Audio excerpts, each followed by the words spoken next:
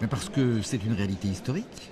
La Bretagne, c'est Rennes, Brest, mais c'est aussi Nantes et la Loire-Atlantique. Et puis aussi parce que c'est une réalité d'avenir.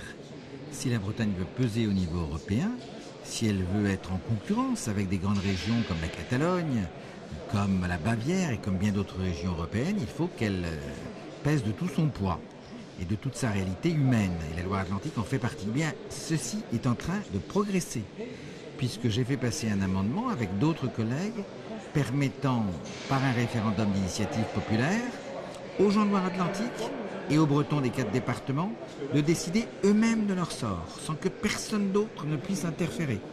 Ce sera possible si la loi qui passe définitivement à l'Assemblée aujourd'hui est adoptée à l'Assemblée, ça devrait se passer sans problème, et si le Sénat l'adopte.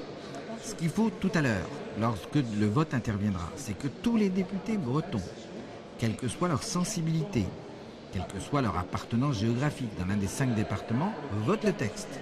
C'est la condition. Et ce sera un très beau signe en particulier aux gens qui sont des adversaires de cette unification. Monsieur Hérault, par exemple, on le sait bien, est un adversaire de la réunification.